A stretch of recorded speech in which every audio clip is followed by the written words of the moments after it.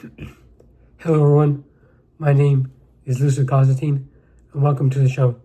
Today I'll be reviewing Thomas Paine's Common Sense, a pamphlet written in January 10th, 1776 that urged the consideration for a rebellion against the British, which inspired the revolution of the Revolutionary Wars in the 1700s.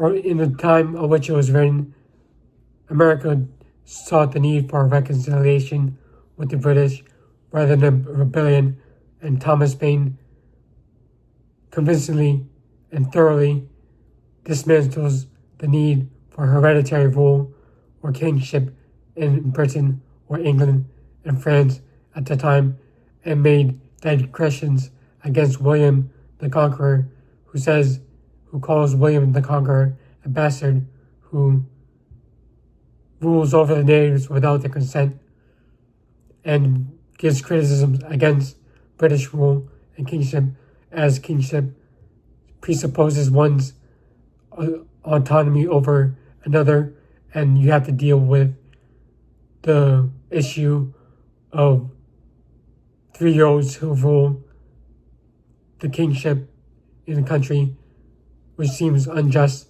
by nature, to the line of hereditary succession.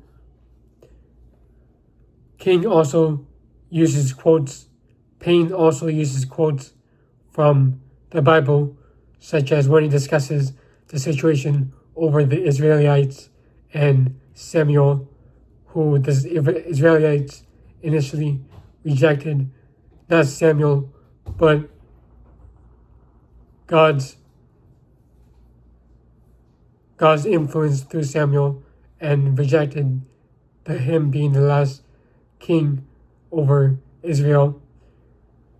He suggested that there should be a rebellion against Britain instead of a reconciliation, and he was born in 1737 in New Rochelle and was buried in Greenwich Village in 1809. In 1819, his bones were picked up from the grave by William Gobbet, who carried them over to the British Isles to honor them, because at the time, all the Americans, including John Adams and James Madison, had betrayed Paine for his radical ideas against the kingship of England. There are some negative connotations towards African Americans and Indians, but that's a given in 1700s literature. However, there were abolitionists at the time, so it's not a common feature, or an exception, but as a tendency to exhibit such features.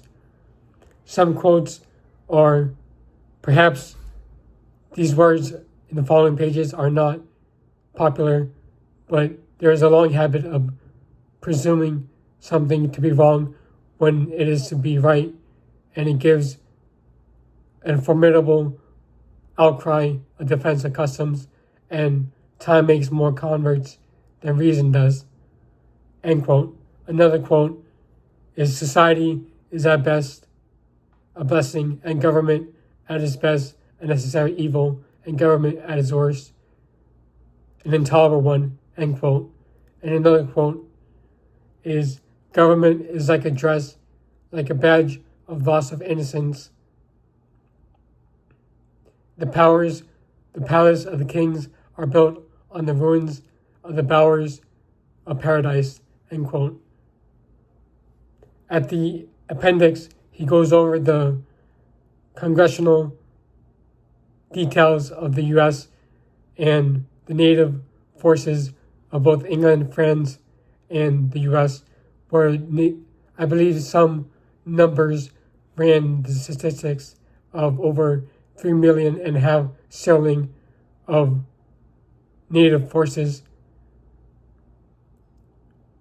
He also goes over a return to nature, which is a Rousseauian idea of which Ted Kaczynski, I believe, to have asserted themselves over, and Carl Jung as well, along with Jordan Peterson.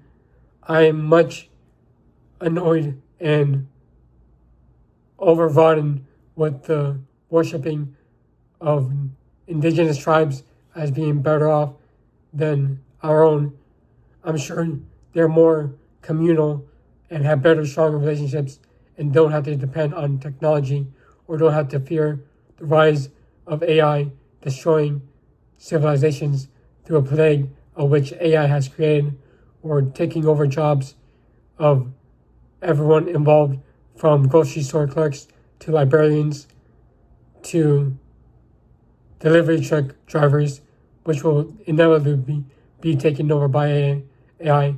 However, I believe we are far better off than the indigenous tribes of the past, and there are similar notions espoused by Graham Hancock in his works. I have not read Hancock, but I have listened to his podcast on Joe Rogan in the past. If you're interested in American history, then this is a book for you. It's an entertaining, not an entertaining read, but insightful and eloquently spoken read. Christopher Hitchens frequently refers back to Paine, and there's as good as a writer as both of those two are in unison.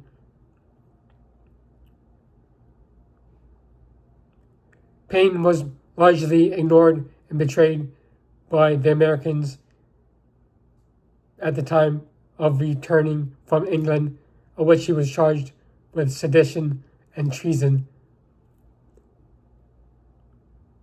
It leaves one to wonder how the relationships between the founding fathers could have been if they had gotten along and shared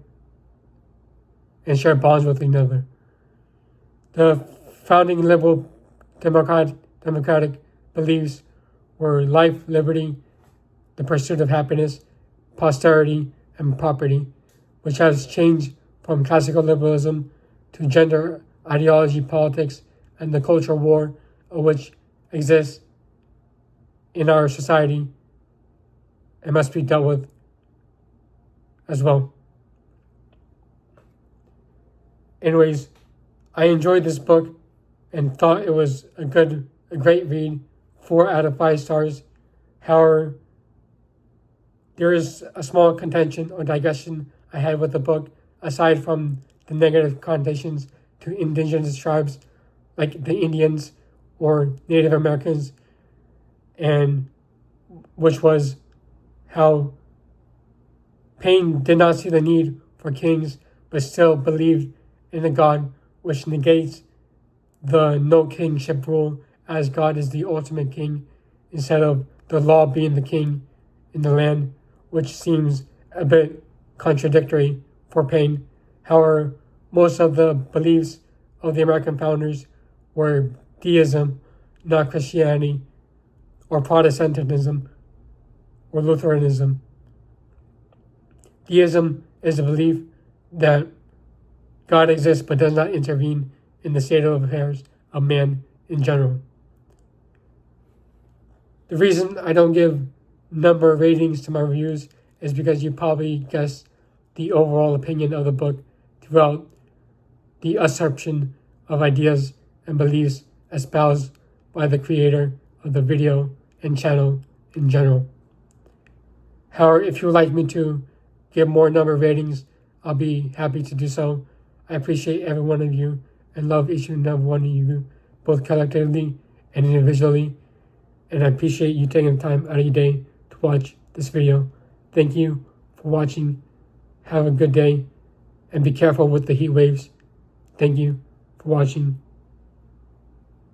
And happy July 4th if you don't see this until then. Have a good day. Lucio Constantine, signing off. Bye.